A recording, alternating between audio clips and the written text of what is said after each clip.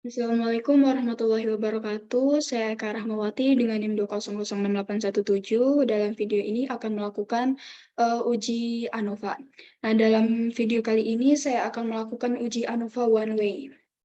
Eh, Jadi di sini saya sudah menyiapkan sebuah data, yaitu efektivitas 3 metode pembelajaran, yaitu diskusi, demonstrasi, dan juga eksperimen. Terlihat dari skor prestasi belajar IPA, di mana ketiga kelompok yang dibelajarkan dengan metode pembelajaran tersebut dilakukan selama 3 bulan. Data prestasi belajar ketiga kelompok tersebut disajikan sebagai berikut. Nah, jadi langkah yang pertama kita masuk ke SPSS, kemudian klik variable view. Oke. Nah, kemudian kita tulis di sini variabel prestasi belajar dan di bawahnya metode pembelajaran. Oke. Nah, dalam hal ini kita ubah mesinnya ke yang bagian prestasi belajar ke skala dan bagian metode pembelajaran nominal. Lalu yang bagian value kita beri pada metode pembelajaran karena di sana terdapat 3 metode pembelajaran sehingga memudahkan untuk membedakan. Itu yang pertama metode diskusi.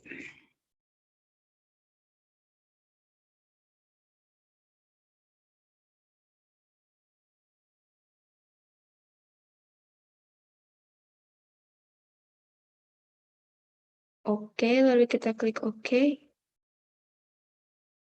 Untuk desimalnya kita nolkan saja.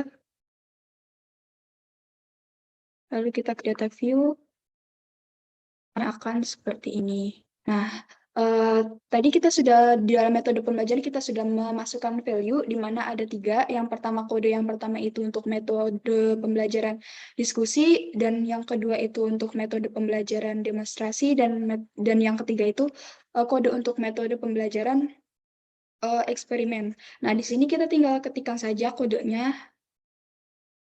Itu 1, karena di sini kita totalnya hanya ada 21 data, di mana masing-masing metode pembelajaran terdapat 7 data, maka kita klik kopikan saja tuh sampai nomor 7, kemudian nomor 2 untuk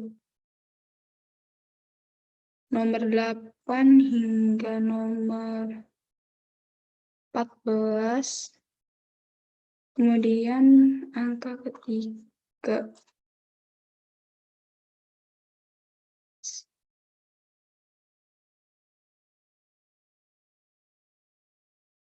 Kopikan sampai ke 21.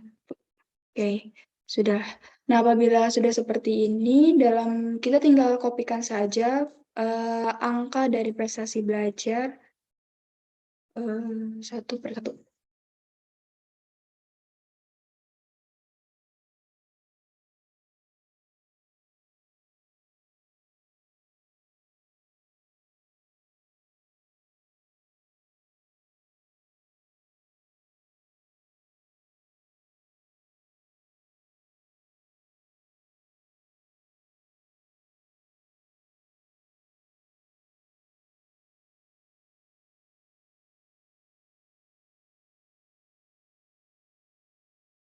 Oke, setelah seluruh data sudah masuk, hal yang pertama dilakukan dalam uji ANOVA ini yaitu melakukan uji normalitas terlebih dahulu. Kita klik Analyze, Descriptive Statistik, kemudian klik Explore, lalu kita masukkan prestasi belajar ke depend list atau variabel terikat dan metode pembelajaran ke faktor list. Lalu kita klik Plots, dan kita klik Normality Plots with Test, kita klik Continue, lalu klik OK.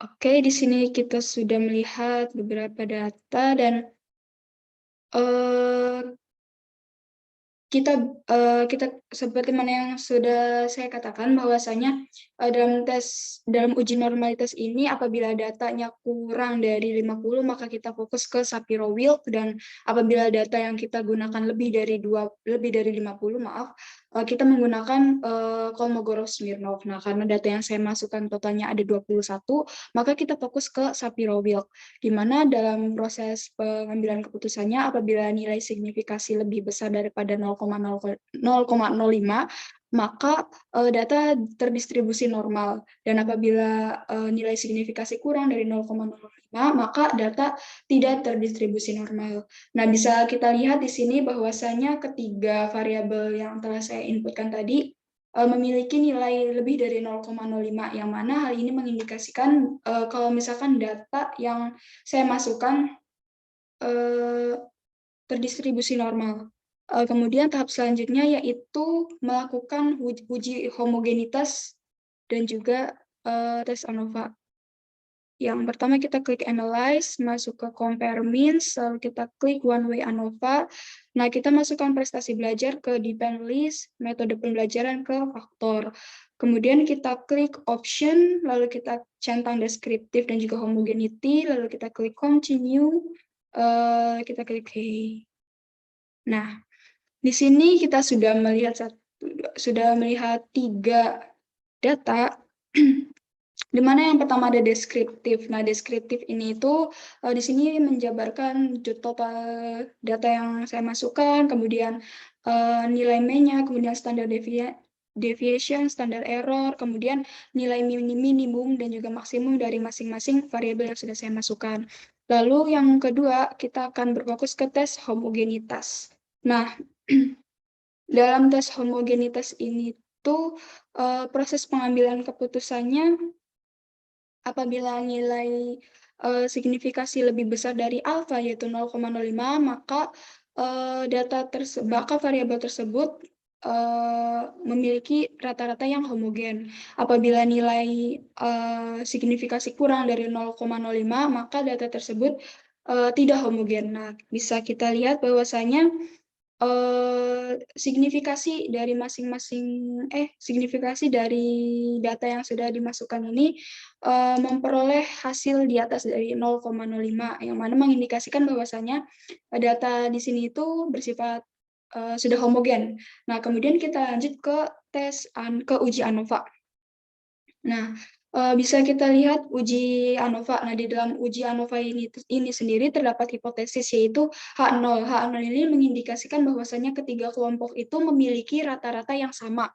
Kemudian H1 itu mengindikasikan bahwasanya ketiga kelompok metode pembelajaran tadi itu memiliki rata-rata yang berbeda. Nah, bisa kita lihat bahwasanya signifikasi di sini itu bernilai 0,012, yang mana hal ini mengindikasikan nilai signifikasi lebih besar daripada 0,05, maka HO diterima.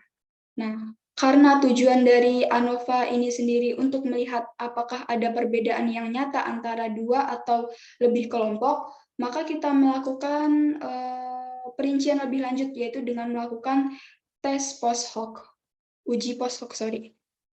Kita klik Analyze, Compare Means, One Way ANOVA, kemudian kita klik Post Hoc, kita gunakan di sini 2K, Continue, lalu klik OK. Oke, di sini sudah muncul data, yaitu di Multiple Comparisons. Nah, bisa kita lihat bahwasanya di sini antar metode pembelajaran memiliki penjelasannya masing-masing gitu. Nah, dalam post hoc test ini kita tetap berfokus pada signifikasi. Namun dalam post hoc test ini itu apabila nilai signifikasi lebih besar daripada 0,05, maka data tersebut tidak signifikan.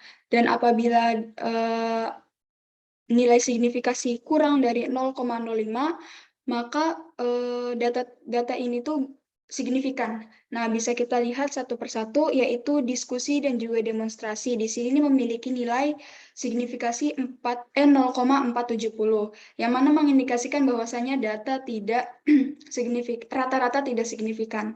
Kemudian kita lihat diskusi dan juga eksperimen. Nah, diskusi dan eksperimen di sini itu nilai signifikasinya 0,009, yang mana kurang dari 0,05, yang dalam hal ini itu mengindikasikan bahwasanya data ini bersifat signifikan. Lalu yang kedua yaitu ada demonstrasi dan juga diskusi. Nah, demonstrasi dan juga diskusi ini itu memiliki signifikasi 0,47 dan mengindikasikan bahwasanya data rata-rata tidak signifikan. Lalu demonstrasi dan juga eksperimen yang memperoleh nilai signifikasi 0,107 yang mana mengindikasikan data tidak signifikan. Lalu eksperimen dan juga diskusi mengindikasikan signifikan karena di bawah 0,05, kemudian eksperimen dan juga demonstrasi di sini nilai signifikasinya 0,107 lebih dari 0,05 dan yang mana hal ini mengindikasikan lebih dari 0,05. Nah, secara keseluruhan dapat diambil kesimpulan bahwasanya dalam ketiga metode pembelajaran ini sendiri yaitu diskusi eh, diskusi, demonstrasi dan juga eksperimen, bahwasanya hanya terdapat perbedaan pada metode pembelajaran diskusi dan juga eksperimen. Sedangkan untuk metode keterkait perbedaan antara variabel metode pembelajaran yang lainnya itu sama gitu. Kurang lebihnya seperti itu. Wassalamualaikum warahmatullahi wabarakatuh.